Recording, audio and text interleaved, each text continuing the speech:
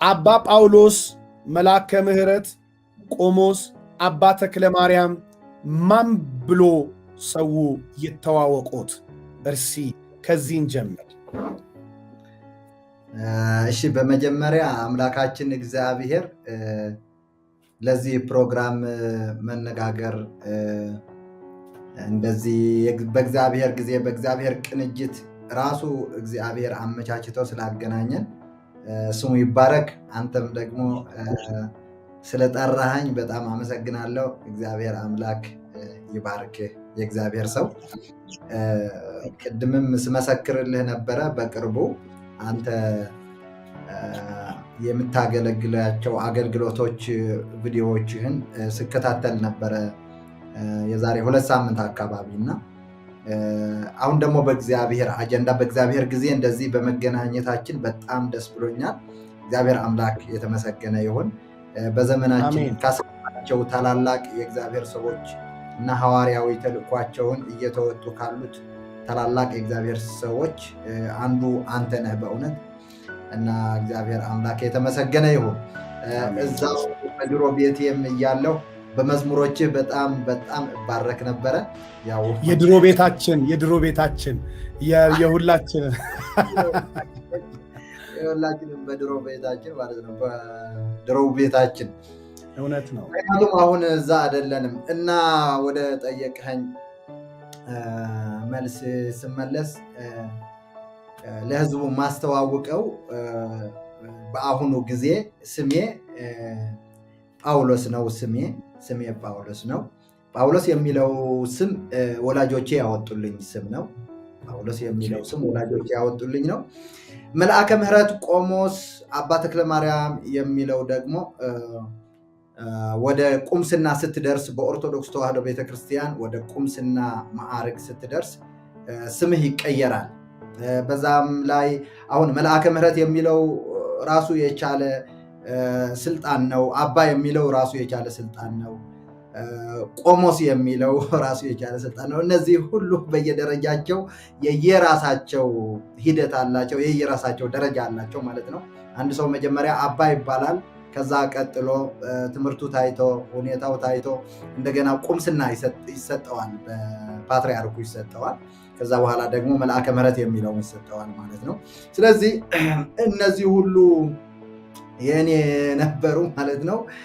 ግን ጌታ መልካም ስለሆነ እውነት እነዚህን ትቼ በድሮ ስሜ በመጀመሪያው ስሜ እንድጠራ ያደረገኝ ጌታ ነው። ምክንያቱም እነዚህን ሁሉ እርግፍ አድርገህ መተው ደግሞ በጌታ ካልሆነ አይቻልም። በጣም ከባድ ነው። በጣም ከባድ ነው። በጣም ከባድ ነው። ምክንያቱም እነዚህ ያንዳንዳቸው የራሳቸው የሆነ የዝናና የስልጣን ተጽዕኖ አላቸው። እነዚህ ስሞች እያንዳንዳቸው ማለት ነው። ስለዚህ የድሮ ስሜ ጳውሎስ ነው። ስለዚህ ቅዱሳኑ ጳውሎስ እያሉ ቢጠሩኝ ደስ ይለኛል።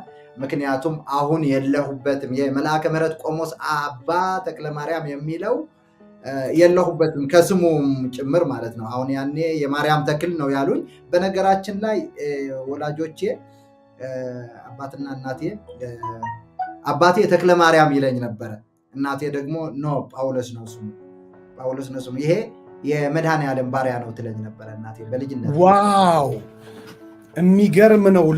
በደንብ በቃ ታይቷቸዋል ማለት ነው። በጣም እሱ ነገር እስካሁንም ፓስተር በጣም ነው የሚገርመኝ፣ በጣም ይደንቀኛል፣ በጣም ይገርመኛል። እና ይህ የመድኃኔዓለም ባሪያ ነው የማርያም ሳይሆን ትል ነበረ እናቴ። እና አባቴ ደግሞ በጣም አክራሪ ነው፣ ቄስ ነው፣ በጣም አክራሪ ቄስ ነው። የማርያም ውዳሴና ቅዳሴ ሳይደግም አያድርም። በቃ ማርያም ማለት የእሱ አምላክ ናት። ከዛ ተክለ ማርያም በመወዳት በማርያም ስም ነው መጠራት ያለበት። በዚህ ሁለቱም ይጋጩ ነበር። የሚገርም ነው። ከዛ ግን ጌታ እንደው አባ እኔ አሁን እንደው ለምጠይቆት እንግዲህ በትምህርቱ እና እያንዳንዱ ያለፉበት ነገር እነዚህን መልአከ ምሕረትን፣ ቆሞስነትን፣ አባነትን እነዚህን ሁሉ ነገሮች ከድቁና ጀምሮ እንግዲህ ሄደውበታል እና በምን ትምህርቶች ውስጥ አልፈዋል። አሁን ለምን አንዳንድ ሰዎች ልክ እንደዚህ ላይቭ የሚሆን በዩቲዩብ በእንደዚህ አይነት በልብሰ ተክህኖ ቀሳውስቶች በቁምስና ውስጥ ያለፉ በቅስና ውስጥ ያለፉ በተለያየ የቤተ ክርስቲያን የትምህርት ደረጃዎች ውስጥ ያለፉት ግን አሁን ደግሞ ከዛ ተባረውም ወጥተውም ያሉ ግን ልብሰ ተክህኖውን ለብሰው ሲያዩ የውሸት ነው፣ ቀሚሱን ገዝቶ ነው፣ መስቀሉን አሰርቶ ነው፣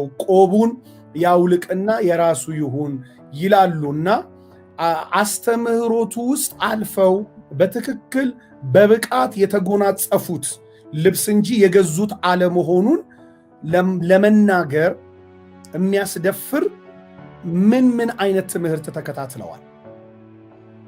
ዋው የሚገርም ጥያቄ ነው። እግዚአብሔር አምላክ ይባርክ ፓስተር። ለብዙዎችም አስተማሪ ይሆናል ብዬ አስባለሁ አሁን የጠየቀኝ ጥያቄ።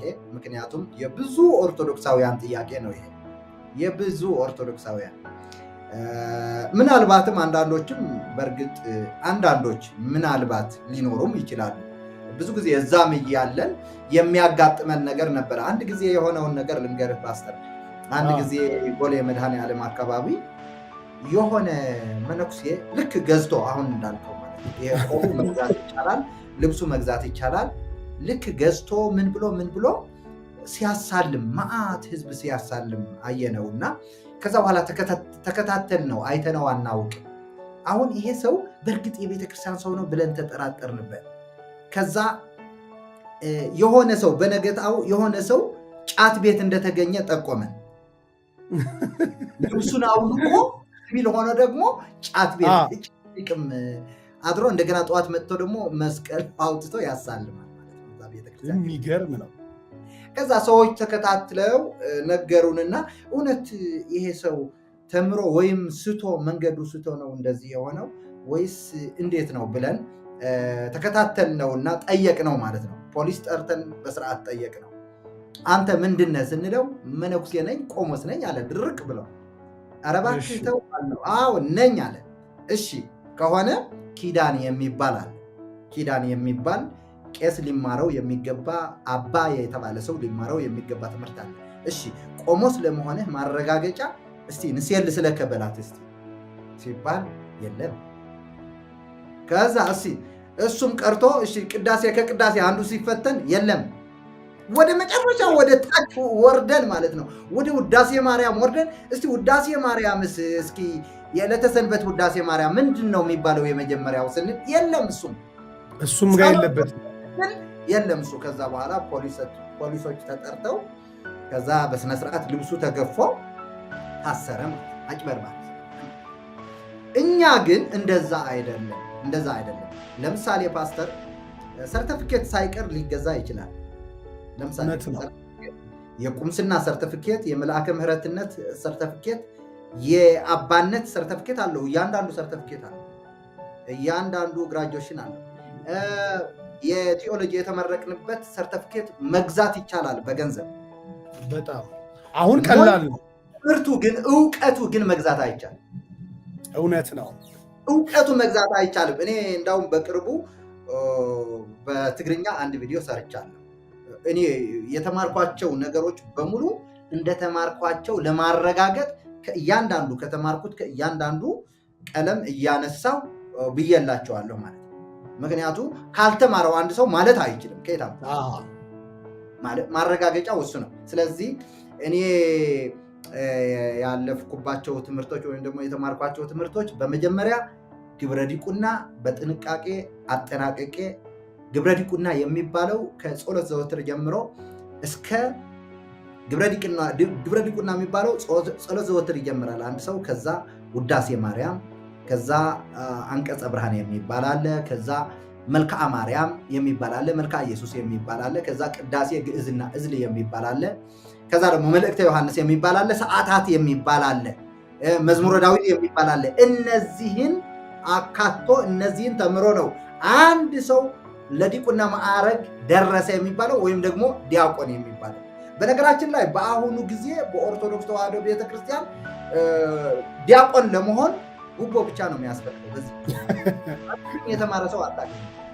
ዲያቆን ለመሆን አሁን ለምሳሌ አሉ በጣም ሰባኪዎች የተባሉ በጣም በቃ ኦርቶዶክስን እንዳለ አስረው የያዙ በውሸት አሉ የታወቁ ሰባኪዎች ማለት ነው። እነሱ ከዚህ ከውዳሴ ማርያም ብትፈትናቸው የሉበትም። በምን ዲያቆን ሆኑ ብትል በጉቦ ለአንዱ ጳጳስ በብር ይሞሉታል። አፉን በብር ሞልተው መናገር አይችልም። ከዛ በኋላ ግብረ ዲቁናውን ይሰጣቸዋል፣ የፈለጉትን ይሰጣቸዋል። ኢብን ጳጳስ ለመሆን ራሱ ሚሊዮኖች መክፈል ብቻ ነው የሚያስፈልገው በዚህ ጊዜ ማለት ነው። አንተ ራስህ ሚሊዮኖች ከከፈልካቸው ጳጳስ ያደርጉሃል፣ በእርግጠኝነት ነው። ስለዚህ እኔ ግን በእያንዳንዱ ተምሬበት ነው እያንዳንዱ ተምሬው ነው ያለፍኩኝ። ይህንን ግብረ ዲቁና ካለፍክ በኋላ ቅስና የቅስና ሙያ የሚባል አለ። የቅስና ሙያዎቹንም አጠናቅቄ ከዛ በኋላ ከቅስና በኋላ መቀጠል ከፈለክ የምርግትና ትምህርት የሚባላል። መርጌታ የሚባለው በሌላ አጠራር ደብተራ እያሉትም ይጠሩታል። አሁን እሱን ተምሬ የጨረስኩ ሰው ነኝ። የምርግትና ድብትርናውንም ምርግትናውንም እሱ እዛ ውስጥ ገብቶ የሚማረው በጣም እንዳው ትዕግስቱን የሰጠው ሰው ነው እዛ ውስጥ ገብቶ። ምክንያቱም እነሱ ናቸው። አንደኛ ዜማ ይባላል፣ የያሬድ ዜማ። ጾመ ድጓ ይባላል። ሁለተኛ አቋቋም የሚባል አለ፣ ሌላ ሙያ ነው እሱ። እነዚህ ጾመ ድጓ ምልህ የ4 ዓመት ትምህርቶች ናቸው። በ4 ዓመት ነው ግራጁዌሽን የምታደርገው። አቋቋም የሚባለውም እንደዛ በ4 ዓመት። ዝማሬ መዋሥዕት የሚባል አለ። ዝማሬ መዋሥዕቱ ደግሞ በ2 ዓመት ግራጁዌሽን ታደርጋለህ። አሁን እኔ የአቋቋሙና የዝማሬ መዋሥዕቱ መምህር ነኝ። ብዙዎችን አሰልጥኜ ለምርቃት አብቅቻለሁ ማለት ነው እዛው ኦርቶዶክስ እያለ። ሌላው ደግሞ የቅኔውም ዘራፊ ይባላል። ለምሳሌ ቅኔ 3 ዓመት ወይ ደግሞ 4 ዓመት ከተማርክ ቅኔ የቅኔው እውቀት በሙላት ይኖርሃል ማለት ነው። ስለዚህ የቅኔውም አስነጋሪ የሚባል ደረጃ አለው። አስነጋሪ ላይ የደረስኩኝ ነኝ። ድጓውን ጾመ ድጓውን ተምሬያለሁ። ቅዳሴውም ግዕዙና እዝሉ በደንብ ተምሬያለሁ። መዝገበ ቅዳሴው ተምሬያለሁ። እያንዳንዱን ነገር ተምሬያቸዋለሁ ማለት ነው።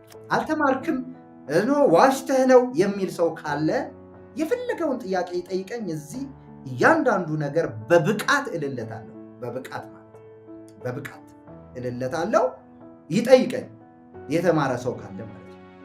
ስለዚህ በእነዚህ ሁሉ አልፌ ከተማርኩኝ በኋላ በእነዚህ መስፈርት ቴዎሎጂ ትምህርት ቤት ገባሁ ማለት ነው።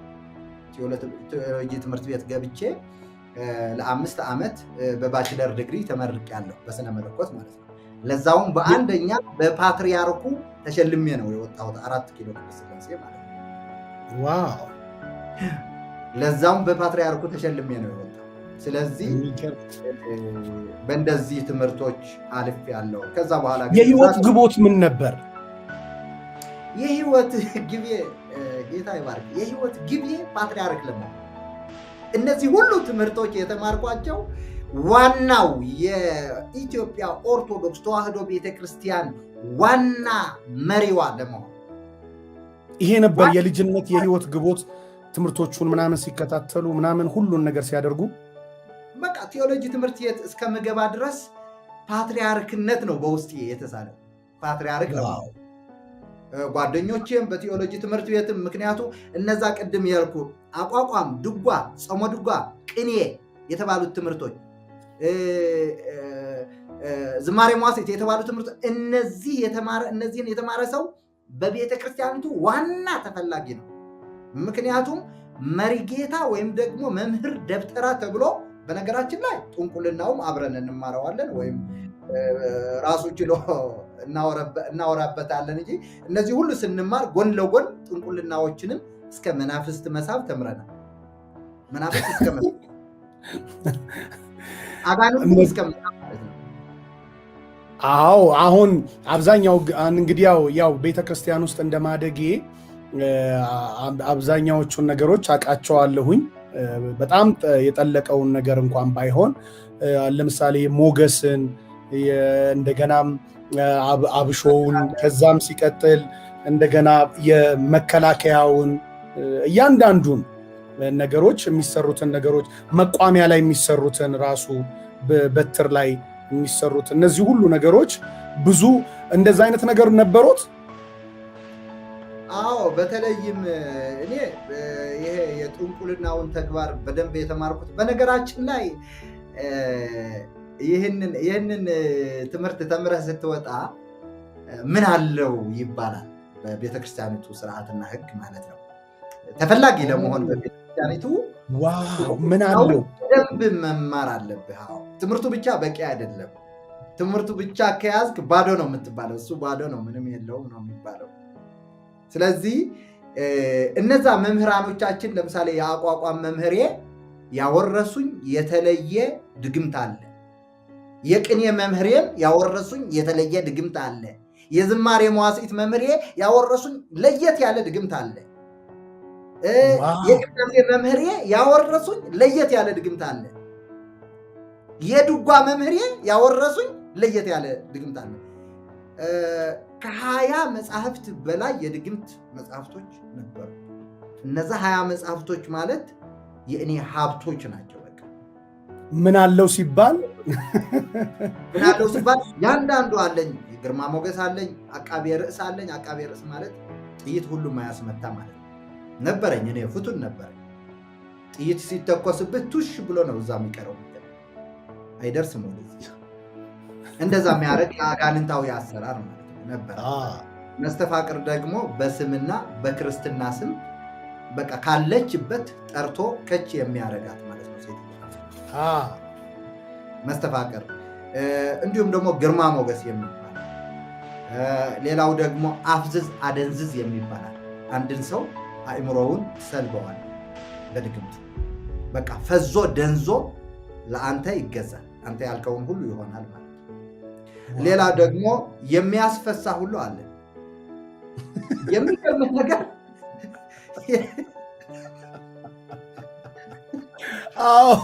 እንደሱ አይነት ነገር የሚያስፈሳው ምን ብሎ እንደሚጀምር ታውቃለህ? በስመ አብ ወወልድ ወመንፈስ ቅዱስ አሐዱ አምላክ ጸሎት በእንተ አዝርጥ ወአዝረጥርጥ። በእንተ አዝርጥ ወአዝረጥርጥ ማለት እንዲዝረጠረጥ ማለት ነው። እንዲዝረጠረጥ በየደቂቃው ማለት ነው። በስመ አብ ብሎ ነው ግን የሚጀምረው። የሚገርም ነገር ማይ ጉድነስ ተመልከት። ይህን ርኩሰት በስመ አብ ብሎ ነው የሚጀምረው። ለምሳሌ በእንተ አፍዝዝ ወአደንዝዝም በስመ አብ ብሎ ነው የሚጀምረው። አሁን ለህዝቡ ስንሰጠው እኛ የነፍስ አባት ተብለን ለህዝቡ ስንሰጠው ያንን ድግምት በስመ አብ ብሎ ስለሚጀምር ርኩስ ነገር ነው ብሎ በአእምሮ የለውም በጭራሽ። መስተፋቅር ከእኛ ስትወስድ ሴትየዋ መስተፋቅር እኛ ስንሰጣት መስተፋቅሩን በቃ በስመ አብ ብሎ ስለሚጀምር ምንድነው በቃ ዋና መልሳችን ምንድነው? ሰዎች ምናልባት እንኳን ነቅተው ባነው ምናልባት ይሄ ነገር ግን የእግዚአብሔር ነው ብሎ የጠየቀ ካለ ማለት ነው በስመ አብ ብሎ እየጀመረ በስመ አብ ብሎ የጀመረ በስመ አብ እኮ ነው የሚለው እኮ።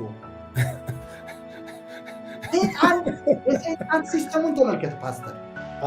በጣም ሲስተሙ ጥልቅ ነው በጣም። ሰይጣን በስመ አብ ብሎ ነው የሚጀምረው እያንዳንዱን አስማ። ኦርቶዶክስ መጽሐፍት ጋር ሁሉም ብትፈትሽ በስመ አብ ብሎ ማይጀምር የለም። የጥንቁልናውም የምኑም በስመ አብ ብሎ ነው የሚጀምር። እሱን ካልጀመረማ ኦልሬዲ ሰው ይጠረጥራል። አሁን እኔ አንድ መጽሐፍ አሳትሜ ነበረ እዚህ ጆሐንስበርግ መድኃኔ ዓለም በቁምስና ተመድቤ ነው የመጣሁት ከሲኖዶሱ ማለት ነው። መጀመሪያ ወደ አሜሪካ ሊልኩኝ ነበረ ፓትርያርኩ የነበሩት ፓትርያርክ። ከዛ ወደ ሳውዝ አፍሪካ ይምጣልን እሱ ተብዬ ባለኝ ትምህርት በዛ በቃ ተመርጬ ወደ ሳውዝ አፍሪካ መጣሁኝ ማለት ነው። ስመጣም በሊሞዚን ምናምን ተቀብለውኝ እንደዛ ነበረ እና የካቴድራል መድኃኔ ዓለም አለ ጽርሐ ጽዮን የዛ ኃላፊ ነበርኩኝ። ከዛ እዛ እያለሁ በራልኝ ጌታ ኢብን አሐዱ አብ ቅዱስ እያልኩኝ እንኳን ልሳን ይመጣብኝ ነበረ ማላውቀው ልሳን በመሃል ቅዳሴና እዚህ መጽሐፍ ይህንን መጽሐፍ ስጽፍ የጳጳሳቱ ገመና ነው እዚህ ውስጥ ያለው የጻፍኩት። መዳን በኢየሱስ ብቻ የሚል መጽሐፍ ነው የጻፍኩት እና ከዛ የነበሩት ጳጳስ እኔን ሲከሱ ምን ብለው ከሰሱኝ መሰለ? የአባ መጽሐፍ ተሻምታችሁ እየወሰዳችሁት ነው፣ ግን መጽሐፉ አይታችሁታል አለው። ምንድን ነው ችግሩ ሲል ህዝቡ በስመ አብ ብሎ እኮ አይጀምርም አሏቸው። መጀመሪያው ላይ በስመ አብ አለው። በስመ አብ ከሌለው የእኛ አይደለም የጴንጤዎች ነው። ዋው ተመልከት፣ በስመ አብ የሚል ከሌለው የእኛ አይደለም የጴንጤዎች ነው አሏቸው። ሰይጣን የሚጠቀመውን ሲስተም ተመልከት ፓስተር። በጣም በስመ አብ የሚለው የድግምት መስሪያ ነው ኦርቶዶክስ ጋር፣ በአብ በወልድ በመንፈስ ቅዱስ። ሌላው ከዚህ ጋር እግዚአብሔር አይኖቻቸውን ይክፈት በኢየሱስ ክርስቶስ ስም አሜን። እዚህ ጋር አያይዤ የምነግርህ ፓስተር፣ ዋና ተዋርሶ ይባላል። ዋና አጋንንትን የሚሳብበት ድግምት ማለት ነው ተዋርሶ ይባላል። የሚዋረሷቸው የአጋንንት ስሞች አንደኛው የአየሩ ዋናው አየረ ጴጥሮስ ይባላል። ሁለተኛው ስሙ ለአብ ይባላል። ሶስተኛው አፈ ሕፃን ይባላል። እስቲ ከነዚህ አሁን እዚህ ውስጥ የሰይጣን ስም ታያለ? እዚህ ውስጥ የለም እኮ በፍጹም የለም። የለም። ተመልከት፣ አየረ ጴጥሮስ ብለህ ጴጥሮስ ማለት ሐዋርያ ነው። ስሙ ለአብ ደግሞ የአብ ስም ማለት ነው። የአብ ስም በጣም መንፈሱ ነው እኮ የአብ ስም ተብሎ የተጠራው። አፈ ሕፃን የሚለው ደግሞ ሕፃኑ ጋር ሰይጣን ይገኛል ብለህ አታስብም። ስለዚህ ሐዋርያት ሥራ ላይ ጳውሎስ እውር ያደረገው ጠንቋይ ትዝ ይልሃል? ሐዋርያት ሥራ ላይ በርያሱስ ነበር የሚባለው። በርያሱስ ነበር የሚባለው። በዕብራይስጥ ቋንቋ በርያሱስ ማለት በር ማለት ያው በር ነው። ኢየሱስ ማለት ኢየሱስ ማለት ነው። በርያሱስ ማለት የኢየሱስ በር ማለት ነበር። ግን ሰውየው ግን ጠንቋይ ነበር። ጳውሎስ በሀገረ ገዢው ፊት ለሀገረ ገዢው ሊመሰክር ሀገረ ገዢው አስጠርቷቸው መጥተው ወንጌል እንዲነግሩት በፈለገ ጊዜ አጠገቡ ጋር ቆሞ የሀገረ ገዢውን ማለት የሀገሩ ስትሮንግ ማን በጥንቆላ ግን በሚጣፍጥ ስም እዛው ጋር ቆሞ በር ይዘጋ ነበር። ከዛ በኋላ ጳውሎስ አየውና አንተ ክፋት የሞላብህ ጠማማ የቀናውን የጌታን መንገድ ከማጣመም አታርፍምን? እስከ ጊዜውም ድረስ አሁን እውር ትሆናለህ ብሎ በእውርነት መታው። ከዚያም ወዲያውኑም መሪ እየፈለገ ዞረ። አገረ ገዢውም ይህንንም ተአምራት ባየ ጊዜ እነ ጳውሎስ የነገሩትን እውነት አምኖ ዳነ ይለናል። እና በአብዛኛው ክፉ ሆኖ የሚመጣ ቀንድ አውጥቶ የሚመጣ ጭራ አውጥቶ የሚመጣ ሰይጣን በፍጹም የለም። በፍጹም በዓለም ላይ እንደዛ ሰይጣን ራሱን እኔ ሰይጣን ነኝ ብሎ ይዞ መጥቶ አያቅም።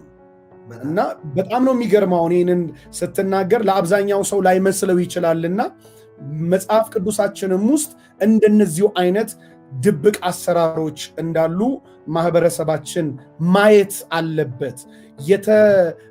የተሽሞነሞኑ ስያሜዎች፣ የተሽሞነሞኑ አጓጊ የሆኑ ነገሮች ሲመጡ መልካም የሚመስል ነገር ሁሉ የእግዚአብሔር እንዳልሆነ ዲዘርን ማድረግ መለየት መቻል ያስፈልጋል ለማለት ነው በመሃል የገባሁት። ጌታ ይባርክ ፓስተር። በጣም አስፈላጊ ነገር ነው የተናገርከው። በጣም ኢምፖርታንት የሆነ ነገር ነው። ጌታ ይባርክ። ስለዚህ እንደዛ ነበር ማለት ነው እና አሁን ያልከው ሐዋርያ ጳውሎስም በሁለተኛ ቆሮንቶስ 11 ቁጥር 14 ላይ ሰይጣን ራሱ የብርሃንን መልአክ እንዲመስል ራሱን ይለውጣልና ይላል። ስለዚህ በጣም የሚገርመው ነገር እሱ ነው። ኦርቶዶክስ ጋር ያለው ችግር አሁን እኛ የነፍስ አባት ነን። ከነፍስ አባት መስተፋቅር ይገኛል ብሎ መገመት በራሱ ተመልከት። መስተፋቅር አፍዝዝ አደንዝዝ ከነፍስ አባት መቀበል ማለት ምን ማለት ነው?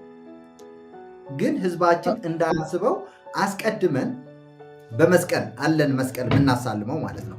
ልክ እንደዚህ አይነት ይሄ አየኸው እንደዚህ አይነት ማለት ነው። አሁን እቺ ስታያት እንደዚህ በአካል ብታያት ኬክ ነው የምትመስለው። በጣም ነው የምታምረው። ይችን መስቀል ስናሳልማቸው ሽቶ ተደግሞ መስተፋቅር ተደግሞ ወይ ግርማ ሞገስ ተደግሞ እዚህ ላይ ሽቶ እናረግበታለን። በሽቶ መልክ እንረጨዋለን። ይሄ መስቀሉ ማለት ነው። ከዛ በኋላ ልክ ሰው ሲሳለመው ያኔ ድግምት ውስጥ ይገባልናል ማለት ነው። አስማት ውስጥ ይገባልናል ማለት ነው። እናስረዋለን። ስለዚህ ህዝባችን አያውቅም። አሁን እኛ ለክርስቶስ ብለን ስለተለየን ስለወጣን ነው ይህንን ሀቅ እያወራን ያለ ነው።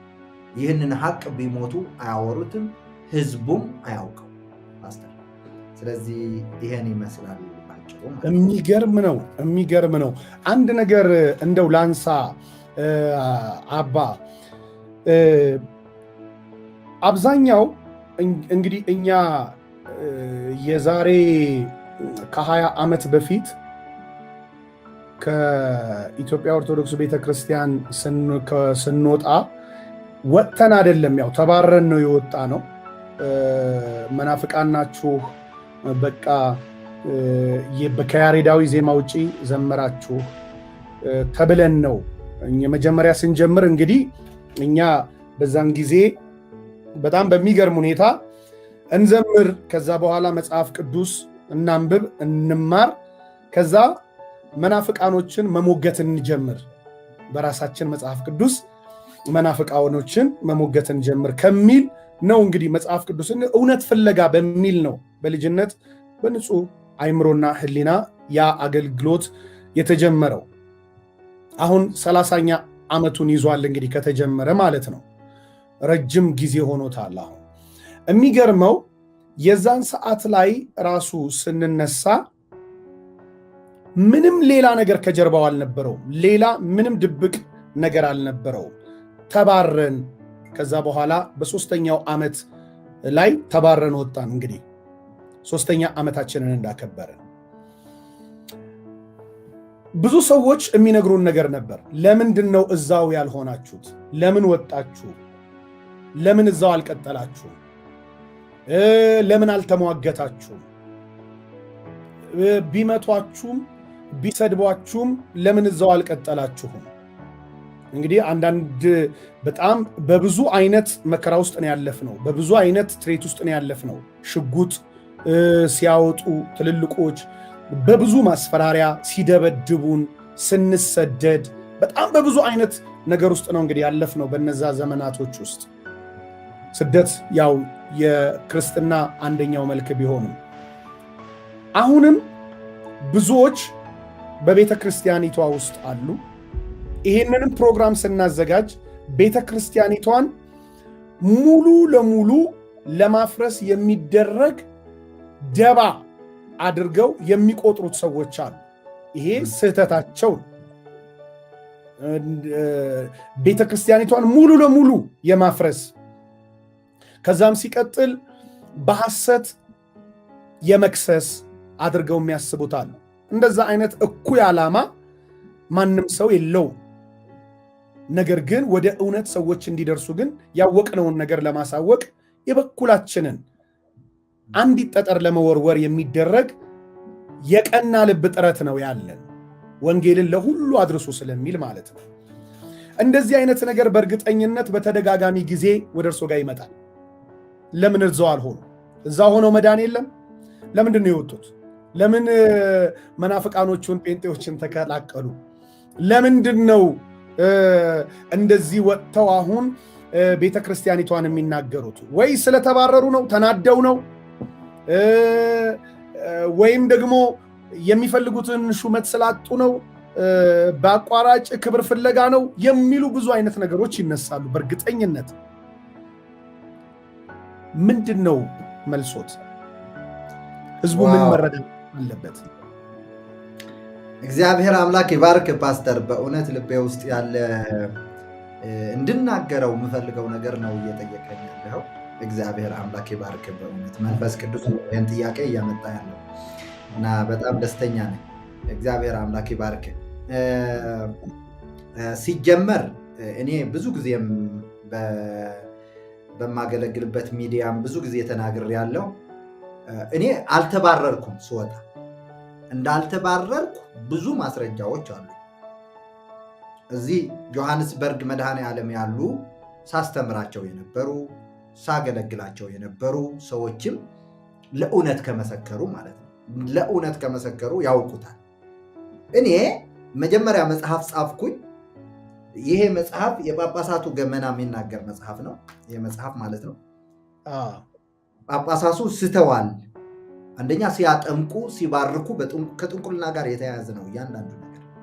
መስቀል ሲያሳልሙ መስቀል ማሳለማቸው ከጥንቁልናው ጋር የተያያዘ ነው። ሲቀድሱ መቀደሳቸው ከጥንቁልና ጋር የተያያዘ ነው።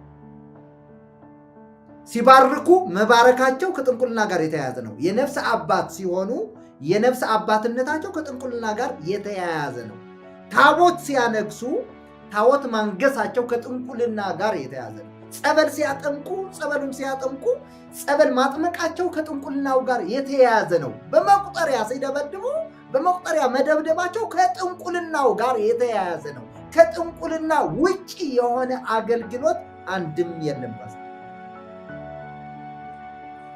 100% አንድም የለም። ከጥንቁልና ውጭ የሆነ አገልግሎት የለም። ኦርቶዶክስ ተዋሕዶ እያንዳንዱ ከጥንቁልና ስር ነው ያለው፣ በጥንቁልና ስር ነው ያለው እያንዳንዱ። ስለዚህ ይህን መጽሐፍ ከጻፍኩኝ በኋላ ይሄ መጽሐፍ ይፋ ሲሆን መጽሐፉ ከኔ ጋር አሉ ጳጳስ አቡነ ያዕቆብ የተባሉ ጳጳስ ነበሩ ከኔ ጋር አብረው። እኔ የበታቻቸው ነኝ። ምክንያቱም እኔ ጳጳስ ለመሆን እድሜ ይገድብሃል። ከ40 በኋላ ነው ከ40 ዓመት በኋላ ነው ጳጳስ መሆን የሚችለው ሰው። ስለዚህ በትምህርቴ ብበቃም ብቁ በሆንም ግን እድሜ ስለያዘኝ ያው ጳጳስ ፓትርያርክ ይሆናል ብለው ነበር የሚጠብቁኝና እኒያ ጳጳስ በጣም ትልቅ ሪስፔክት አላቸው። ትምህርት የሚማሩት ከእኔ ነበረ። ብዙ ነገር ማስተምራቸው ነበርኩ እና የጥንቁልናውንም ስጠኝ እያሉ በጣም ያስቸግሩኝ ነበረ። እውነቱ ለመናገር አንተ ጎጃም ጎንደር ስራዬ ብለህ ስለተማርከው እባክህን ስጠኝ አጋንንቱ የሚሳብበትን እያንዳንዱ ብለው ከዛ ስራዬ ብለው ዋጋ ከፍለው ጎጃም ጎንደር ሂደው በእጽ የሚያስለፈልፈውን በጥምቀት መልክ በውሃ መልክ የሚያስለፈልፈውን ይዘው ይመጣሉ እና እኔ እስቅባቸዋለሁ እና ብዙ ይፈትናሉ ደግሞ እኔን ለመዋጋት። ማለት እዛ ኦርቶዶክስ እንዴት መሰለ የምትዋጋው ልክ በሰለጠኑ ሀገራት ሚሳኤል እንደሚልኩ ማለት ነው። የድግምት ሚሳኤል እንላላካለን። የድግምት ሚሳኤል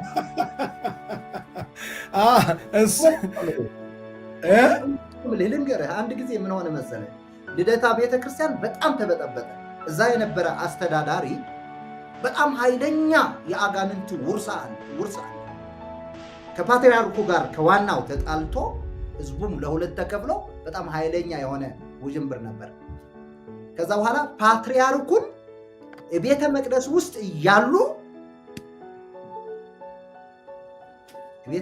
ውስጥ እያሉ ሽንታቸው እንዲሸኑ አደረጋቸው። ሽንታቸው ኮንትሮል ማድረግ እስኪያቅታቸው። ከዛ ከጎጃም ኃይለኛ የሆነ ደጋሚ ደብተራ ተፈልጎ በስንት ሚሊዮን ተከፍሎ ጸጥ አደረገው እሱን ማለት ነው። ይሄ ሁሉ የሚደረገው በውስጥ ነው። መለሰው ውስጥ ለውስጥ ነው። በድግምት እንትን ምንለው ሌላ ቀርቶ እዚህ ቆባችን ይሄ እንኳን ንጹህ ነው ፓስተር፣ ይሄ ድግምት የለውም። ይኸው ላሳያችሁ። ምንም ድግምት ልታስፈራራኝ የለውም። ሌሎች እዛ እያለው ግን እዚህ ውስጥ ድግምት እናደርግ ነበር። እዚህ ውስጥ እናደርገው ነበረ። ድግምቱ አለው ኪሷ ውስጥ ማለት ነች። እዚህ ውስጥ ድግምቱ አለ። ድግምቱ እናደርገው ነበረ እና ከዛ ያንን መጽሐፍ ከጻፍኩኝ በኋላ ይሄ መጽሐፍ ወደ ሲኖዶስ ተላከ። ወደ ሲኖዶስ ተልኮ አባ እየሰበከው ያለው ስብከትና የጻፈው መጽሐፍ ጭራሽ ፕሮቴስታንት እንደሆነ ነው የሚያሳየው። እና ስለዚህ ንስሐ የምትገባ ከሆነ ጊዜ እንሰጥሃለን፣ ንስሐ የምትገባበት ጊዜ እንሰጥሃለን፣ አሁን የምትጸጸት ከሆነ ካልሆነ ግን ከቤተ ክርስቲያናችን እንድትወጣም አገልግሎትህም እንድታቆም ተብዬ አገልግሎቴ በኢየሱስ አገልግሎት ምክንያት ኢየሱስን በመግለጥ ምክንያት መዳን በኢየሱስ ነው በማለት ምክንያት አገልግሎቴ መጀመሪያ አቆሙት ማለት ነው። የሚገርምህ ነገር መጽሐፉንም ስጽፍ ከቤተ ክርስቲያኑ አልሸሸውም፣ አልወጣውም። ምክንያቱም ከ1000 በላይ የኔ የንስሐ ልጆች አሉ። የንስሐ ልጆች በነፍስ አባትነት የያዝኳቸው እግዚአብሔር ይቅር ይበለኝ በእውነት እየሰጠው የያዝኳቸው ነበሩ። ስለዚህ ማንም ውጣ ብሎ ያስገደደኝ አልነበረም፣ በራሴ ፈቃድ። ለዛም ደግሞ እየለመኑኝ ማለት ነው። በሲኖዶሱ እየተለመኑ እባክህ ተመለስ ልጃችን፣ አንተን እኮ ለፓትርያርክነት ነው የምናስብህ፣ አንተን እኮ ለጵጵስና ነው የምናስብህ። እንደዚህ ትሆናለህ ወይ? እንዳውም ቁምስናን የሰጡኝ ጳጳስ አቡነ ጎርጎርዮስ ይባላሉና ቁምስና የሰጡኝ ጳጳስ ከዛ ልክ በእንደዚህ ምክንያት መጽሐፍ በመጽሐፌ እንደዚህ ከቤተ ክርስቲያኑ አገልግሎት እንደታገድኩ እንደዛ በሲኖዶሱ ሲወራላቸው ደወሉልኝ፣ በውስጥ መስመር ደወሉልኝ። ልጄ አሉኝ። አቤት አልኳቸው። የት ይደርሳል የተባለ ጥጃ ሉካንዳ ቤት ተገኘ አሉ። የት ይደርሳል የተባለ ጥጃ ሉካንዳ ቤት ተገኘ።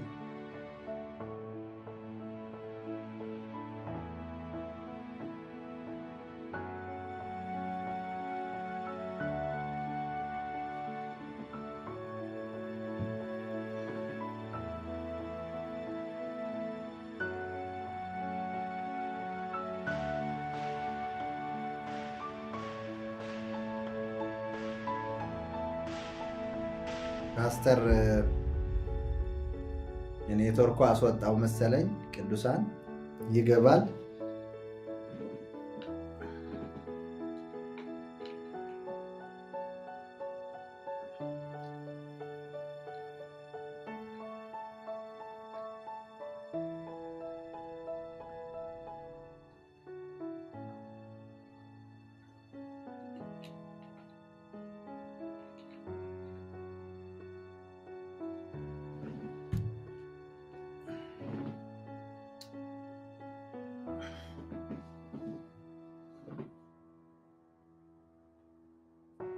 ሄሎ ፓስተር አስወጥቶ ነበረ መሰለኝ። አስወጥቶ ነበር። አሁን ይኸው መጣን። አይ አየሩን በጌታ በኢየሱስ ክርስቶስ ስም አሁን እያዘዝኩ ነበር። ምክንያቱም እንደነዚህ አይነት ስፒሪቹዋል ሴክሬቶች በሚገለጡበት ጊዜ መንፈሳዊው ዓለም በጣም ነው የሚታወቀው።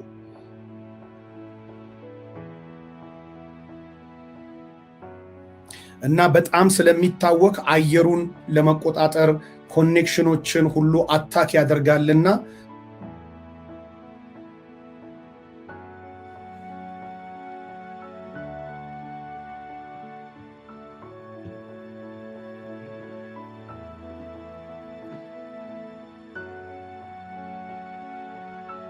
ታሰረ።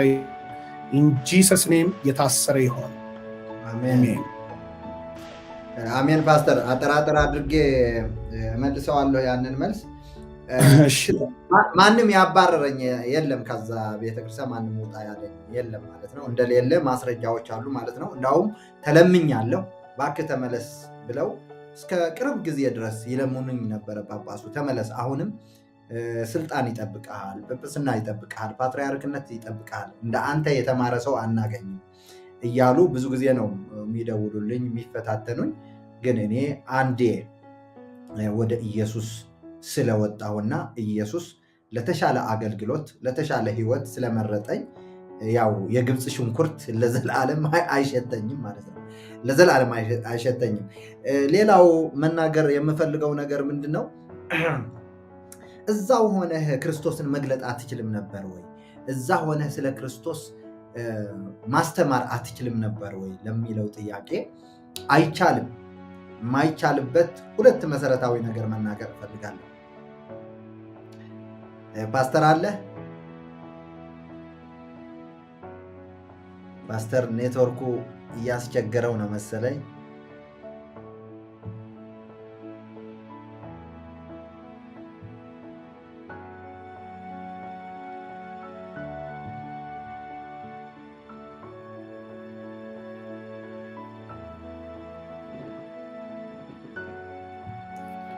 አሁን መተናል እንደገና።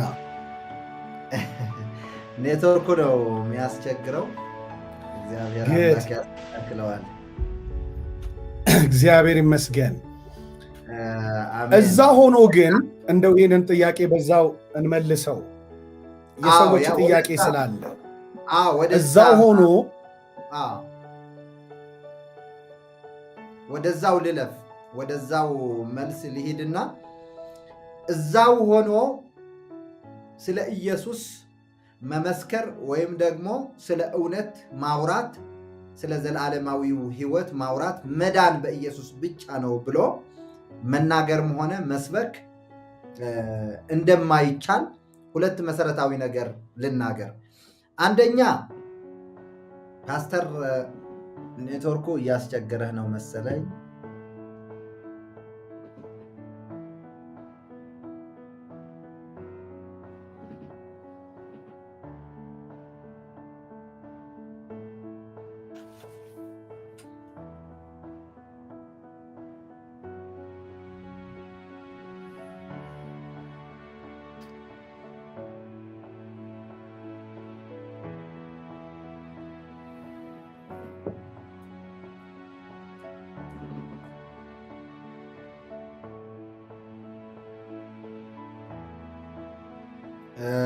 ፓስተር ኔትወርኩ እያስቸገረው ነው።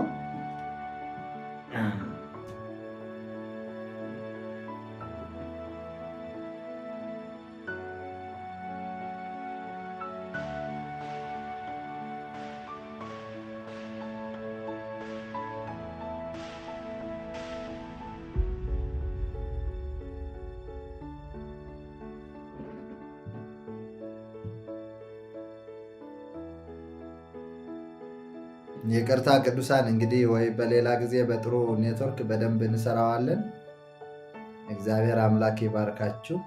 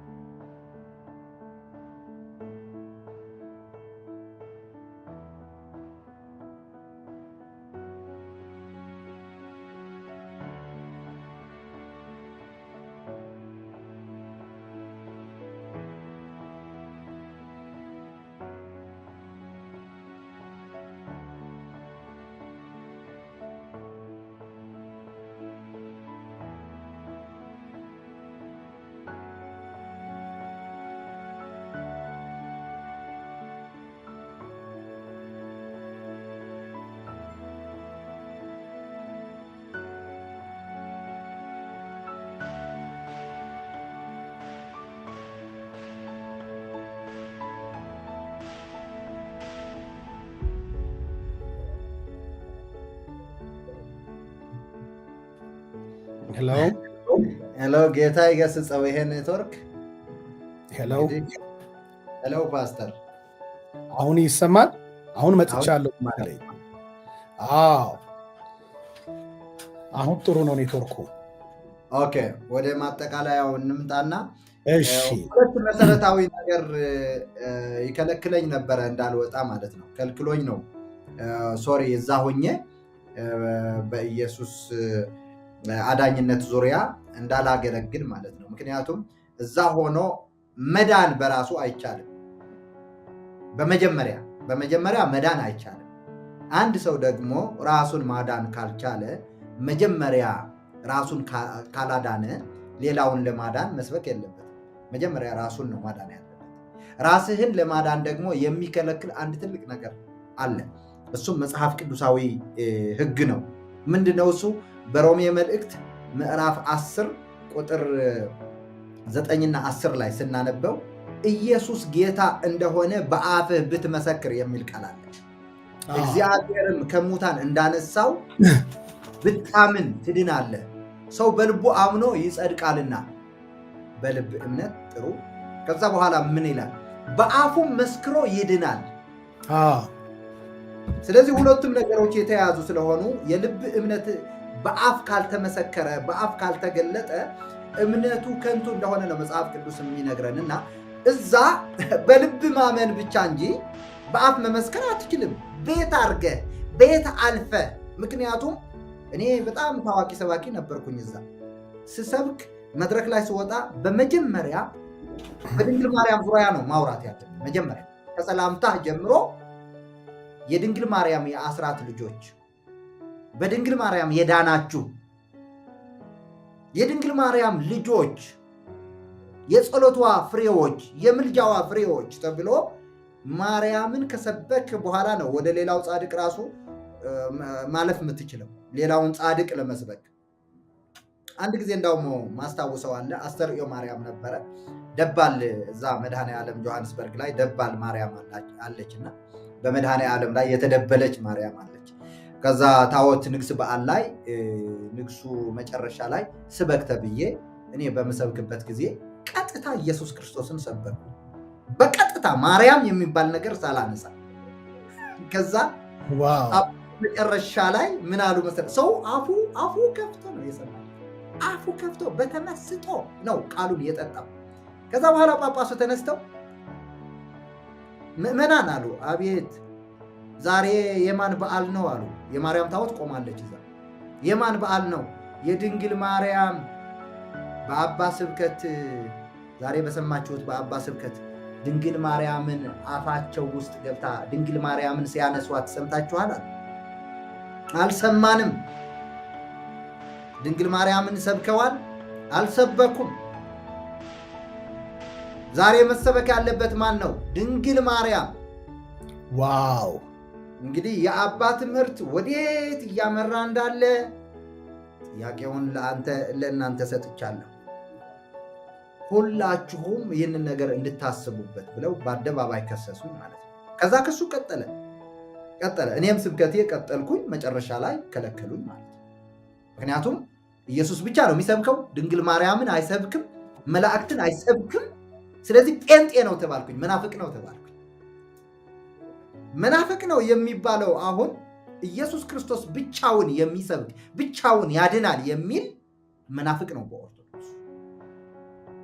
ምክንያቱም መዳን ያለ ማርያም አይሆንም የሚል በነገራችን ላይ በኦርቶዶክስ ተዋህዶ ቤተክርስቲያን መጽሐፍት 12 መጽሐፍት አሉ። በ12ቱ መጽሐፍት ላይ ማርያም አዳኝ እንደሆነች፣ ማርያም አምላክ እንደሆነች ተጽፏል። በ12 እስኪ ይሄንን ነገር ይድገሙልኝ። ለምንድን ነው ይሄንን ይድገሙልኝ የምልበት ምክንያት እኔ በተከታታይ ጊዜ ብዙ ሰዎች የክርስቶስ ወንጌል እንዲደርሳቸው በማሰብ ማንንም በማይከስ መንገድ ነገር ግን እውነትን ብቻ በሚገልጥ መንገድ በግሎሪ ዞን ሚዲያ በዚህ ሚዲያ ላይ የተለያዩ በመሪጌታነት በመምህርነት በቅስና ውስጥ ያሉ የተለያዩ ሰዎችን እጋብዝና የወንጌል ተደራሽነት በነሱ በራሳቸው ቋንቋ እንዲደርሳቸው ለማድረግ ጥረት አደርጋለሁ እና ከነዚህ ውስጥ አንዱ ምንድነው ሰዎች ጥያቄ ይጠይቁኛል፣ እንግዲህ ይደውሉልኛል፣ ያናግሩኛል እና ከነገሩኝ ከጠየቁኝ ሰዎች መካከል አንደኛው ሰው ምን አሉ? ቤተክርስቲያኒቷን በደንብ ስለማያውቋት ለምሳሌ ቅዳሴ ማርያም ሲጀመር ምን ብሎ ነው የሚጀምረው? ሰዓታት ምን ብሎ ነው የሚጀምረው? ብዙ አሁን እንደነዚህ መጽሐፍቶቹ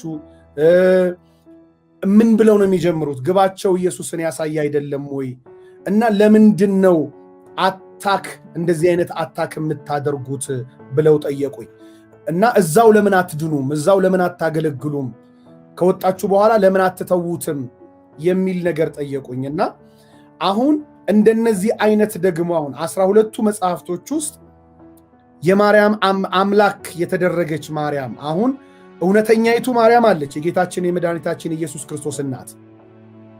ደግሞ እንደዚህ ደግሞ በመጽሐፍቶች ውስጥ ደግሞ በነ አባ ኤፍሬም የተጻፉ አይነት መጽሐፎች ደግሞ ላይ አምላክ ፈጣሪ ከዓለም በፊት የነበረች የምትመለክ በሚካኤል ክንፍ ላይ ተስላ እንዳውም ዓለማትን ይሄንን ዓለም እግዚአብሔር ሲፈጥር ለእርሷ ብሎ እንደፈጠረ ሰውን ራሱ ለመፍጠር ትቶት ነበር። በኋላ ላይ ግን ለእርሷ ብሎ እንደፈጠረ እንዲህ አይነት ሁሉ ጽሑፎች አሉና እስኪ ይሄንን ነገር በደንብ ያንሱልኝ። ጌታ ይባርክ ፓስተር። በመጀመሪያ ብያለሁ ቅድም በሁለት ነገሮች ነው እዛ ሆኜ ክርስቶስን መግለጥ ያልቻልኩበት ሁለት መሰረታዊ ነገሮች አሉ። አንደኛ ቅድም እንደገለጽኩት ኢየሱስ ጌታ ነው ማለት አትችልም። እዛ ስለ ኢየሱስ አዳኝነት መናገር አትችልም። ምክንያቱ ስለ ማርያም አዳኝነት ብቻ ነው ማውራት የምትችለው ወይም መስበክ የምትችለው። ስለዚህ ወደ ኢየሱስ ማለፍ አትችልም። ይሄ ይከለክላል። አንደኛው። ሁለተኛው ደግሞ ያስወጣኝ ሁለተኛው ደግሞ ኦርቶዶክስ ተዋሕዶ ቤተክርስቲያን ህዝቡም የማያውቀው አንድ ትልቅ ነገር አለ። አንድ ትልቅ ድንጋይ አለ። ማንም ሊነካው ማንም ሊነቀንቀው ያልተቻለ ትልቅ ድንጋይ አለ። እሱም ምንድን ነው? የማርያም አምልኮ። ማርያም የኦርቶዶክስ አምላክ አንደኛ፣ ሁለተኛ የኦርቶዶክስ አዳኝ ማርያም ብቻ እንደሆነች የኦርቶዶክስ ተዋሕዶ ቤተክርስቲያን 12 መጽሐፍቶች ይመሰክራሉ። የተማርናቸው 12 መጽሐፍቶች። ከ12ቱ እያንዳንዳቸው በማስረጃ አጠር አድርጌ ላቀርባቸው ይችላል። ማስረጃ አንደኛው ለምሳሌ ዚቅ የሚባለው ይሄ የምርግትና ትምህርት ቅድም እንደነገርኩ የሱ ይሄ የምርግትናው የአቋቋም የሚባለው የዛ ምሩቅ ነኝ። በዜማ ነው የተማርነው። መጀመሪያ ዚቅ ነው አንደኛው የሚባለው ዚቅ። አዎ በዚቅ በመጽሐፈ ዚቅ የሚባለው ይሄ መጽሐፍ ነው። ይሄ መጽሐፍ በቆዳ ነው የተደጎሰው ሁሉ ይሄ ማለት ነው። ይሄ የተመረቁበት መጽሐፍ ነው። አቋቋም የተመረቁበት መጽሐፍ ነው። በዚህ በመጽሐፈ ዚቅ በገጽ 74 ዚቅ ዘህዳር ጽዮን በሚለው በገጽ 74 ዚቅ ዘህዳር ጽዮን በሚለው እንደዚህ የሚል አለ። በዜማው አዜማዋለሁ፣ ምክንያቱ ሰዎች እንዲያምኑ ማለት ነው። ዘእንበለ ይትፈጠር ሰማይ ወምድር። በጣም ገራሚ በሆነ ዜማ ነው እያዜምን በአቋቋሙ በከበሮ ቁም መረግ ጽፋት የሚባሉ አሉ የያሬድ ሙያዎች ለ4 ዓመት ሙሉ የለፋሁባቸው ማለት ነው። ይህንን ለመንጸልጸል ይህንን የጣዖትን አምልኮ ለማምለክ ማለት ነው። በጣም አሁን እነዚህ ጣዖታትን እኔ መበቀል ነው የምፈልገው ማለት ነው። መበቀል እፈልጋለሁ። ለረጅም ዓመታት ሳመልካቸው በያሬዳዊ ጣዕመ ዜማ ለእግዚአብሔር መሰጠት በሚገባው ዜማ ሳመልካቸው ነው የኖርኩት። አሁን ግን ይህንን ጣዕመ ዜማ ለክርስቶስ እየሰጠው ክርስቶስን እየሰበኩበት እነዚህ ጣዖታትን ግን እናዋርዳቸዋለን፣ ስራቸውን እንገልጣለን ማለት ነው። በጣም እስከ አሁን ድረስ በእውነት ውስጤ በጣም ነው የሚቀጣጠልብኝ። ምክንያቱም ይሄን የመሰለ ዜማ እንዴት ለጣዖት ለማርያም ይሰጣል? ዘእንበለ ይትፈጠር ሰማይ ወምድር ወዘእንበለ ትሳረር ምድረ ገነት ሃለወት ጽብሕት ቅድስት ወቡርክት ይእቲ ማርያም። እንደዚህ ብለን ስናዜማው በድምፅ ማጉያ ስናዜማው ሰው ከንፈሩ እየመጠጠ ሚት ነው የሚለው ህዝቡ ማለት ነው። በቃ የለም። አሁን ይሄ ሲተረጎም ምንድን ነው የሚለው መሰለ? ዘእንበለ ይትፈጠር ሰማይ ወምድር፣ ሰማይና ምድር ሳይፈጠር፣ ወዘእንበለ ትሳረር ምድረገነት፣ ሳረረ ፈጠረ ነው የሚለው። ወዘእንበለ ትሳረር ምድረገነት፣ የገነት ምድር ከመፈጠሯ በፊት ሃለወት ቅድስት ስብሕት ወቡርክት ይእቲ ማርያም፣ የምትመለክ የምትመሰገን ማርያም አለች። ዋው! ሰማይና ምድር ከመፈጠራቸው በፊት የገነት ምድር ከመፈጠሯ በፊት ማርያም አለች። መጽሐፍ ቅዱሳችን ሰማይና ምድር ከመፈጠራቸው በፊት ነበረ የሚለው ማንን ነው? ማንን ብቻ ነው? ፈጣሪ ነው። ፈጣሪ ብቻ ነው። ስለዚህ ሰማይና ምድር ከመፈጠራቸው በፊት የገነት ምድር ከመፈጠሯ በፊት ማርያም አለች ተባለ ማለት ምን ሆነች ማለት ነው? ማርያም አምላክ ናት። የማን አምላክ? የኦርቶዶክስ አምላክ። ሁለተኛ ልናገር። ሁለተኛው ደግሞ ሰዓታት ላይ እንደዚህ የሚል አለ። እምቅድመ ሰማይ ወምድር ሀልወትኪ ፀሐይ ወወርህ ይቀደሙኪ መላእክተ ሰማይ ይትለአኩኪ።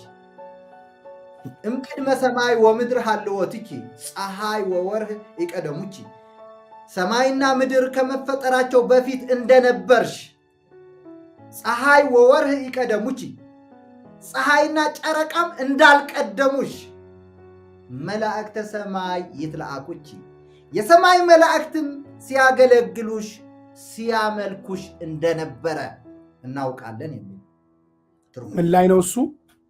መጽሐፈ ሰዓታት ላይ። ሁለት ሶስተኛ እንደዚህ የሚል አለ። በጣም በኃይለኛ ድምፅ እንለው ነበረ። ኩሎሙ ሰራዊተ መላእክት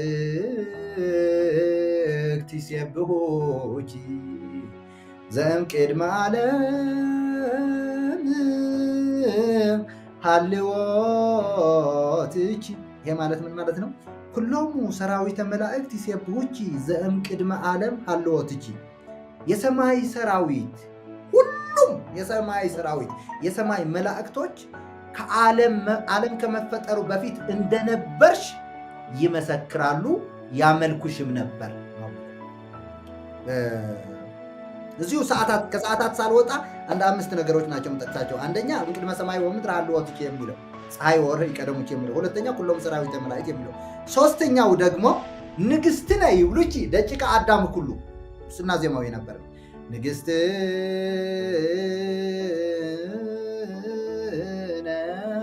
ይብሉኪ ደቂቀ አዳም ኩሉ ወርሃ ግእዛንኪ ያብሉ ጣዕመ ውዳሴኪ ዘበበ ክፍሎሙ ያልዕሉ።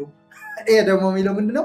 ንግሥትነ ይብሉኪ ደቂቀ አዳም ኩሉ፣ የአዳም ዘር በሙሉ የሰማይና የምድር ንግሥታችን አንቺ ነሽ ይሉሻል። ወርሃ ግእዛንኪ ያብዕሉ፣ በየወሩም በዓልሽን ሲያከብሩ ንግሥታችን ይሉሻል። ጣዕመ ውዳሴኪ ዘበበ ክፍሎሙ ያልዕሉ፣ የውዳሴሽ የአምልኮሽ ጣዕም ደግሞ በግሩፕ እየሆኑ በክፍል እያደረጉ ያመልኩሻል። 24 ሰዓት ነው ትርጉሙ ማለት ነው። እሺ አራተኛው ከዚህ ከሰዓታት ሳልወጣ ማለት ነው። አራተኛው ምን የሚላለ መሰለ?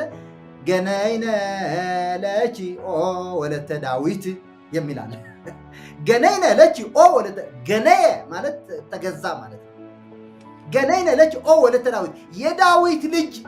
የሚገርምህ ነገር ፓስተር፣ የኦርቶዶክስ ኢየሱስ ማርያም ናት። ልንገርህ አንድ መገለጥ ልንገርህ። የኦርቶዶክስ ኢየሱስ ማርያም፣ የኦርቶዶክስ ኢየሱስ ማርያም፣ የኦርቶዶክስ ኢየሱስ የሰማይ ንግሥት የሆነችው በትንቢተ ኤርምያስ ምዕራፍ 44 ቁጥር 18 ላይ ያለችው የሰማይ ንግሥት የተባለችው ጣዖት ማርያም ናት። የኦርቶዶክስ ኢየሱስ እንጂ ኦሪጂናሉ ኢየሱስ አያመልኩትም፣ አያውቁትም፣ ክደውታል በግልጽ ማለት እንደ ካዱት። አሁን እዚህ ጋር ምን ይላል መሰለን? ገነነ ለኪ ኦ ወለተ ዳዊት፣ የዳዊት ልጅ ማርያም እንገዛልሻለን፣ ለዘላለም እንገዛልሻለን። ገነነ ለኪ ኦ ወለተ ዳዊት፣ የዳዊት ልጅ የተባለው ማን ነው ፓስተር? ኢየሱስ። በየት ቦታ? በማቴዎስ ወንጌል ምዕራፍ 20 ቁጥር 30። እስቲ አንብብልን ፓስተር። የማቴዎስ ወንጌል ምዕራፍ 20 ቁጥር 30 20:30 ላይ የሚለው እንደዚህ ነው። ኢየሱስና ደቀ መዛሙርቱ ከኢያሪኮ ወጥተው ሲሄዱ ብዙ ሕዝብ ተከተለው። በዚያም 2 ዓይነ ስውሮች በመንገድ ዳር ተቀምጠው ነበር። ኢየሱስም በዚያ ማለፉን ሲሰሙ ጌታ ሆይ የዳዊት ልጅ ማረን ብለው ጮኹ። ይኸው ፓስተር፣ ከዛ ጌታ ሆይ የዳዊት ልጅ ማረን። አዎ የዳዊት ልጅ ማረን። አሁን እዚህ ጋር እየተባለ ያለው ገነይ ለለኪ ኦ ወለተ ዳዊት፣ የዳዊት ልጅ ማርያም ማሪን እየተባለ ነው። የተባረከው ማለት ነው።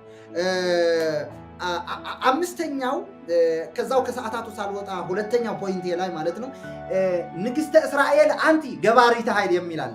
የእስራኤል ንግሥት ኃይልን የምታረጊ ተአምራትን የምታረጊ አንቺ ነሽ።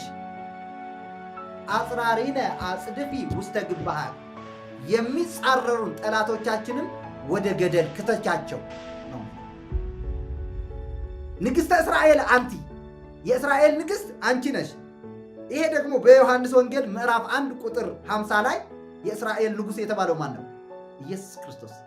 ዮሐንስ ወንጌል ምዕራፍ 1 ቁጥር 50 ላይ ስናነብ ማለት የእስራኤል ንጉሥ ይለዋል እዛ ጋር የእስራኤል ንጉሥ የተባለው። እዚህ ጋር ደግሞ በሰዓታት ደግሞ ማርያም ደግሞ የእስራኤል ንግሥት ተብላለች ማለት ነው። እነዚህ አምስቱ በሰዓታት ውስጥ ማስረጃዎች አሉ ማለት ነው። ሶስተኛው ፖይንቴ ላይ ስሄድ ድጓ በሚባለው መጽሐፍ የዚህ መጽሐፍ ይህንን መጽሐፍ ተምሬዋለሁ እኔ። ይሄ ድጓ የተባለው መጽሐፍ ማለት ነው። ይሄ መጽሐፈ ድጓ ይባላል። ይሄ የ4 ዓመት ትምህርት ነው ፓስተር። ይሄ መጽሐፍ ይሄ በቤተ ክርስቲያኒቱ ዋና የዶክትሪን ዋና ከመጽሐፍ ቅዱስ በላይ ከወንጌል በላይ የሚሰበክበት የሚገለገልበት ስርዓተ አምልኮ የሚካሄድበት ነው ይሄ መጽሐፍ ማለት ነው። ይሄ መጽሐፈ ድጓ የሚባለው እዚህ ጋር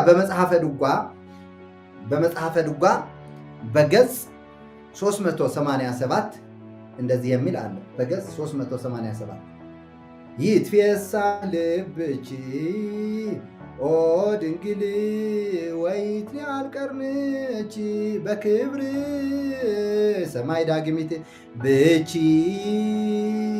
ድህነ ዓለም ይላል። በድጓ በገጽ 387 ምን ይላል መሰለ? ብቺ ድህነ ዓለም በአንቺ ዓለም ዳነ ይላል። ዋው! በአንቺ ዓለም ዳነ ብቺ ድህነ ዓለም በመጽሐፈ ድጓ ዋና የቤተ ክርስቲያኒቱ ስርዓተ አምልኮ የሚካሄድበት ቤተ ክርስቲያኒቱ የተመሰረተበት ዋና ይሄ የተማረ ደሞዝ ሁሉ ይለያል። ይሄ የተማረ ስልጣን ሁሉ ይገርም ነው። ስለዚህ በአንቺ ዓለም ዳነ ይላል ማለት ነው። ይሄ ሶስተኛው የማርያም አዳኝነት የሚያሳይ ነው ማለት ነው። አራተኛው ደግሞ በተአምረ ማርያም በዚህ መጽሐፍ ማለት ነው። በተአምረ ማርያም እንደዚህ የሚል አለ ፓስተር። እግዝእትነ ማርያም ነበረት እምቅድመ ዓለም የሚል አለ። በተአምረ ማርያም በመቅድም ተአምረ ማርያም በመቅድም ዘዘወትር ገጽ 3 ቁጥር 6 ላይ ምን ይላል? እግዝእትነ ማርያም ነበረት እምቅድመ ዓለም ሳይፈጠር ድንግል ማርያም ነበረች ይላል። ሌላው ደግሞ ማርያም ብሂል መርህ ለመንግስተ ሰማያት ቁጥር 5 ላይ ማርያም ማለት መንግስተ ሰማያት መርታ የምታስገባ ማለት ነው ይላል። ይሄ የማርያምን አምላክነት ያመላክታል ማለት ነው። ሌላው አምስተኛው መስተብቁ ዘመስቀል የሚባል አለ። መስተብቁ ዘመስቀል የሚባል አለ። በመጽሐፈ ቅዳሴ በገጽ 500 ነው የሚገኘው። በመጽሐፈ ቅዳሴ ይሄ መጽሐፈ ቅዳሴ ይባላል። በዚህ መጽሐፈ ቅዳሴ ገጽ 500 ላይ ይገኛል። እንደዚህ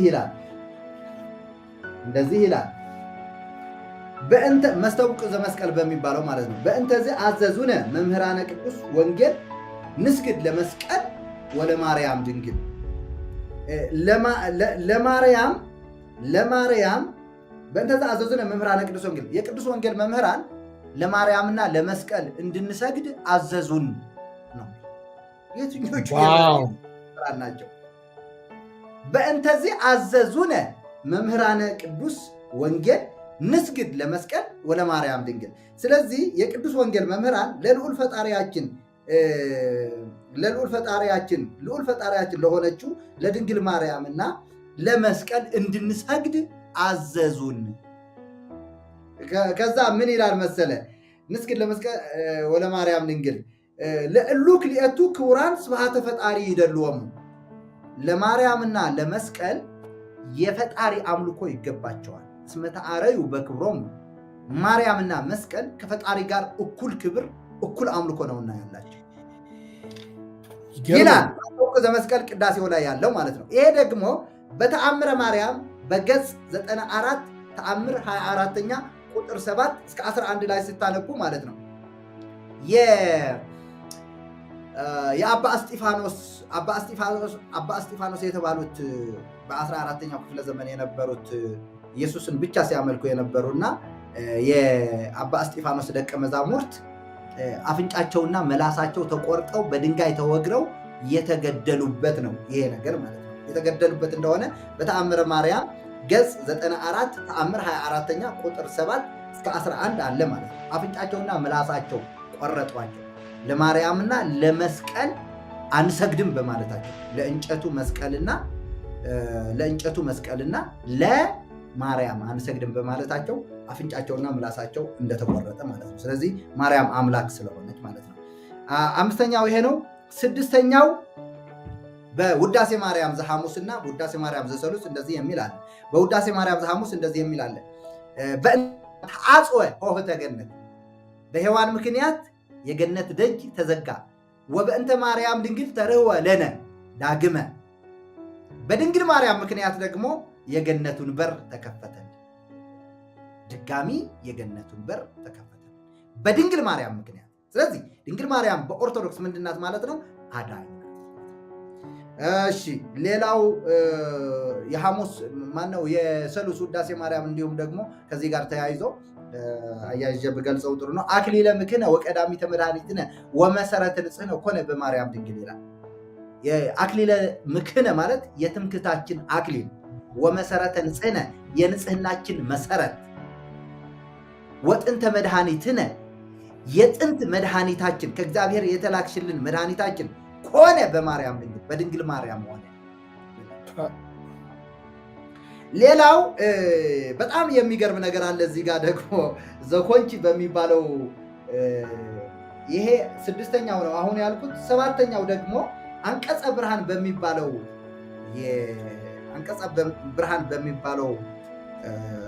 መጽሐፍ ማለት ነው። አንቀጸ ብርሃን በሚባለው መጽሐፍ እንደዚህ የሚል አለ። በእንተ ተሰግወቱ ይልና ምን ይላል? ወብቺ ቁሩባነ ኮነ እምድር ለማህደር ውስተ አርያም። ወብቺ ቁሩባነ ኮነ እምድር ለማህደር ውስተ አርያም ይላል። ከምድር ወደ አርያም እንድንቀርብ ወብቺ ቁሩባነ ኮነ እምድር ለማህደር ውስተ አርያም፣ በአንቺ ምክንያት በአንቺ አዳኝነት በአንቺ ምክንያት ከምድር ወደ አርያም ቀረብን ነው። በአንቺ ምክንያት በአንቺ ወብቺ በአንቺ ከምድር ወደ አርያም ቀረብን። ግን መጽሐፍ ቅዱስ እንደዛ አይለንም። በኤፌሶን መልእክት ምዕራፍ 2 ቁጥር 16 እስከ 18 ስናነብ ምንድን ነው የሚለው? በልጁ ምክንያት ቀረባችሁ ነው የሚለው።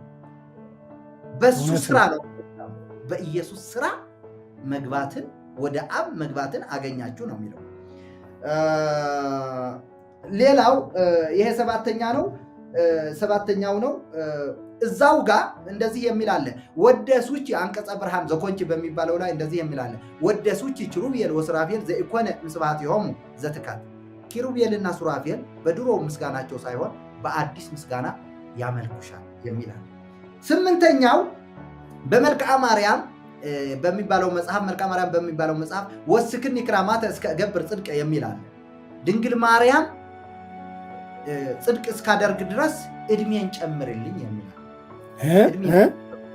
ድንግል ማርያም ጽድቅ እስከማደርግ ድረስ ንስሐ እስክገባ ድረስ እድሜን ጨምርልኝ።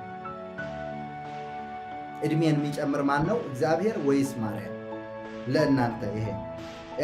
ዘጠነኛው የድስዋ መላእክት ለማርያም በውስተ ውሳጤ መንጦላይት ወይ ልዋ በሃች ማርያም ሀዳስ ይጣዕዋ።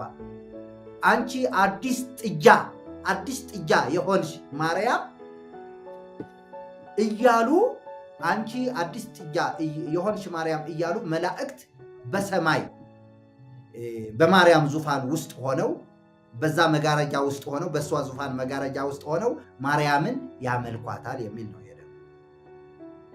ጥጃ እንግዲህ በኦሪት ዘጸአት ምዕራፍ 32 ቁጥር 1 እስከ 8 ላይ ያለው ጥጃ እሷ ራሷ ናት ማለት ነው። የኦርቶዶክስ ጥጃ የምትመለከው በብሉይ ኪዳን በኦሪት ዘጸአት በሙሴና አሮን ጊዜ የተመለከው በእስራኤል መካከል የተደረገው አሮን ያደረገው ጥጃ፣ እዚህ ጋር ደግሞ ኦርቶዶክስ ጋር ያለችው የምትመለከዋ ጥጃ ይቺ ማርያም ናት ማለት ነው።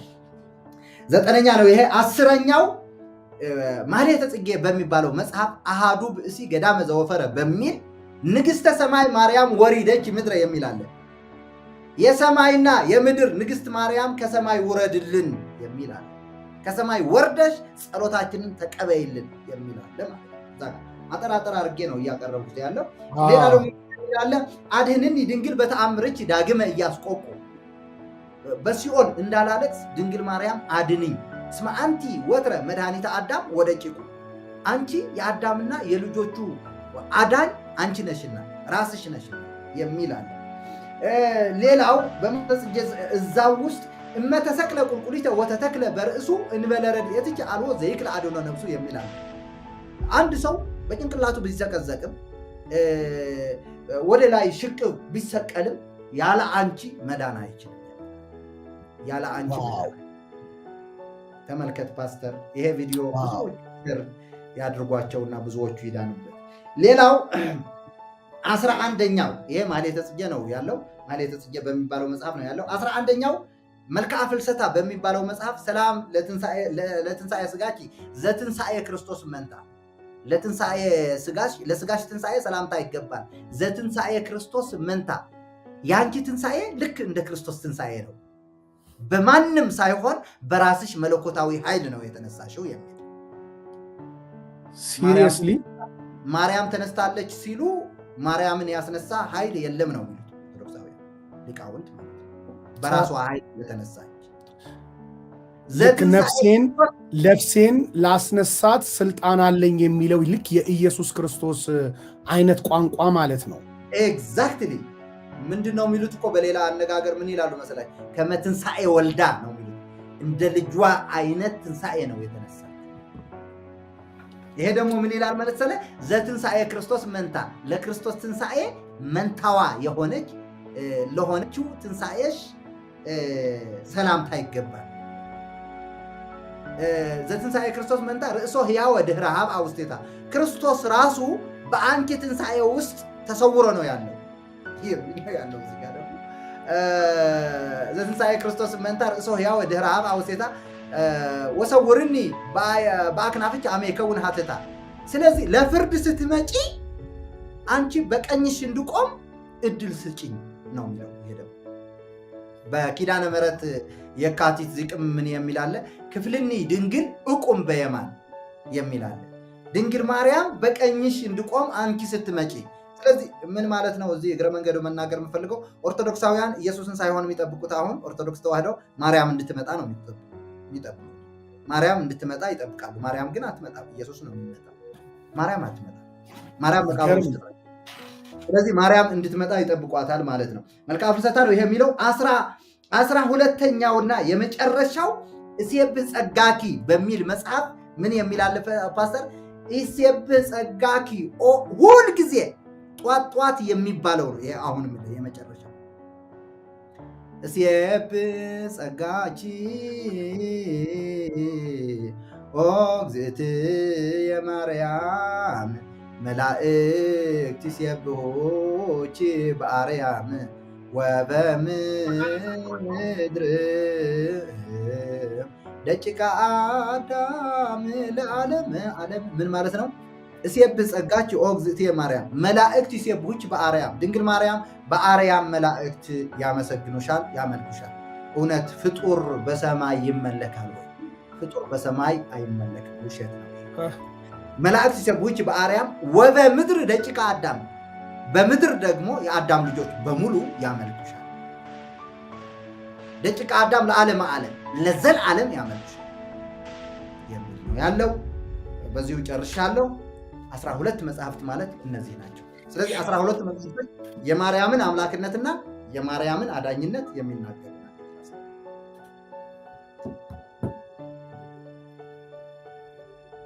ይሄን ይመስላል። የሚገርም ነው። በጣም ነው የሚገርመው። አባ እንግዲህ የብዙ ሰዎችን አይን በዚህ ውስጥ እግዚአብሔር አምላክ እንግዲህ ከፍቶ ኢየሱስን በማየት እውነተኛ አዳኛቸውን በመረዳት የዘላለምን ሕይወት የሚያገኙበት የእግዚአብሔርን ፍቅር የሚረዱበት በር እግዚአብሔር እንዲከፍትላቸው የእኛም ጸሎታችን ነው።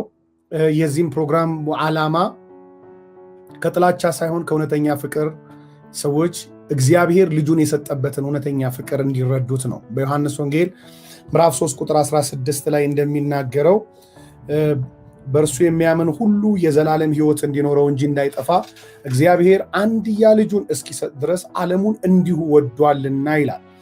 ክርስትና ገሃነመ እሳትን በመፍራት ወይም መንግሥተ ሰማያትን በመጓጓት የሚገባበት ሳይሆን ክርስትና የእግዚአብሔርን እውነተኛ ፍቅር በመረዳት ከእግዚአብሔር ጋር ለመኖር መንገድ የሆነውን ብቸኛና አንድ ብቻ የሆነውን ኢየሱስ ክርስቶስን በማመን የሚደረግ የዳግም ውልደት መንገድ ነው ክርስትና።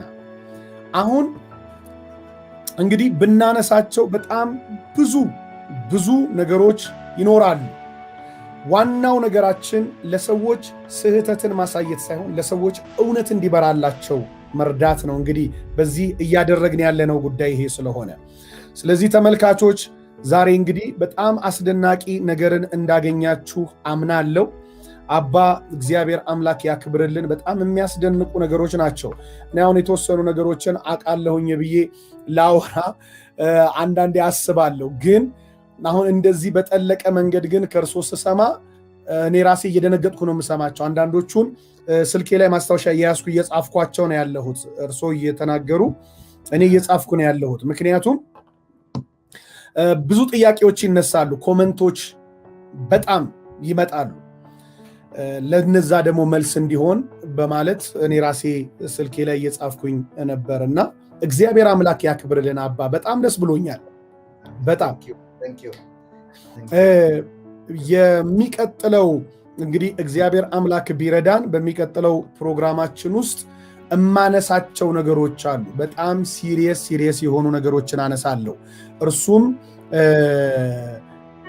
አሁን ከማነሳቸው ነገሮች ውስጥ አንዱ እንደነዚህ አይነት ገድላቶች ውስጥ ያሉ እኛ በኢየሱስ ክርስቶስ ደም መዳን አለ ብለን ስንል በኢየሱስ ክርስቶስ ደም መታጠብ አለ፣ ደም ሳይፈስ ስርየት የለም እንደሚል መጽሐፍ፣ ማንም ኃጢአትን ሰርቶ ከሆነ የልጁ የኢየሱስ ክርስቶስ ደም ከኃጢአት ሁሉ ያነጻል ይለናል። ያ መንጻት ደግሞ ለእግዚአብሔር መንግሥት ለዳግመኛ ውልደት ወሳኝ የሆነው መንገድ እርሱ ነው እና አሁን እንደነ አሁን የተክልዬ ተቅማጥ ያድናል የሚል አይነት መጽሐፎች ሁሉ አሉ እና በጣም የሚገርሙ የሚዘገንኑ የኢየሱስ ክርስቶስን ደም የሚያግፋፉ አይነት ነገር እና እነዚህን ሁሉ ነገሮች ሁሉ አንስቼ እጠይቆታለሁኝ። እርሶም በብዙ ሲያስተምሩ በእርሶ በራስዎት ፔጅ ላይ እንግዲህ በጣም ብዙ መልእክቶች አሉ።